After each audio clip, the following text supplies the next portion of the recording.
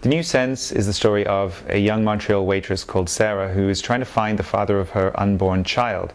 It's a guy that she met at work. She has sex with him, she gets pregnant, and then she finds out a bunch of strange stuff about him and isn't sure whether what he's telling her is true. And eventually he disappears, and she has to try to track him down and figure out what's real and what isn't real.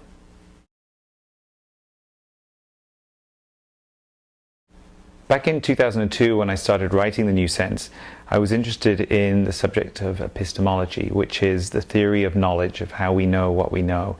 And I decided to see if it was possible to write a story that would deal with these questions, both in its format and in the themes and what the characters are going through in the story, especially the main character Sara, who has to try to figure out what's going on in her life with relation to this man that she's met and the stories that he's telling her about himself and his abilities.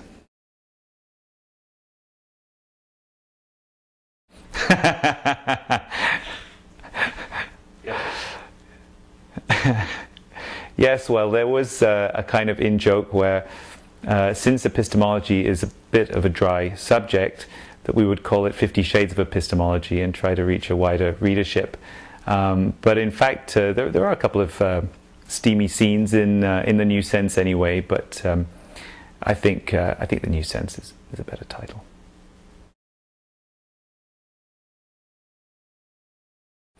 Sara isn't based on anybody in particular in my life.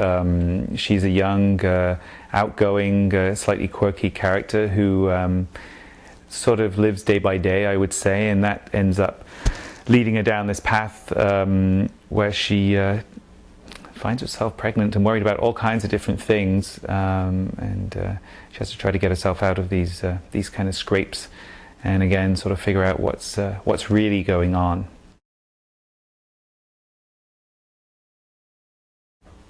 Yeah, the story of The New Sense is actually based on Sara's diary, her journal, that she was writing when she met the main character, the other main character, B.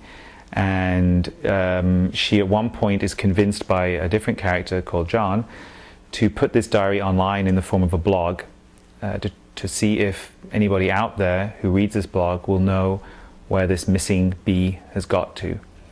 So I actually really did put the blog online and got some interesting reactions from people back in 2002, 2003 who really bought into the story and were concerned about Sara's predicament. It was quite an interesting experience having to interact with readers. Back in 2002, there was a war brewing in Iraq, and a lot of the political questions were surrounding whether Saddam Hussein had these WMDs, weapons of mass destruction, and this became really the key issue as to whether the US would send troops over there, and it turned out in the end that he probably didn't. It seems like he really didn't have any at all. So these issues of how we know what we know were very relevant in real world political events that were affecting a lot of real people, obviously, and these kind of things still go on today, where people are questioning whether Obama is really an American and all this kind of thing, and there's people bring up birth certificates and to try and prove things, and this is stuff that The New Sense deals with as well, where Sara finds B's birth certificate, his adoption certificate, and are they real, are they fake? These are all issues that go on in private lives and public life every day.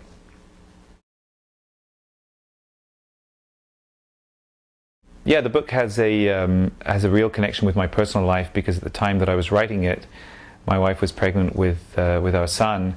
So all of the symptoms of the pregnancy that Sara suffers or experiences pretty much mirror what was going on in our lives back then.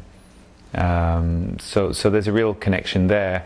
There's also a connection on a personal level with Montreal, because Montreal is almost like a character in this book too, and it's a city that I love, and I was very keen on making sure that readers who don't live here, who don't know what Montreal's all about, got a very good sense of what it really means to be here.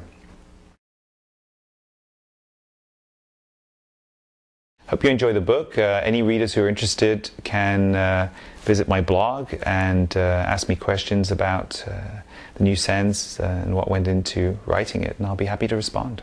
Enjoy.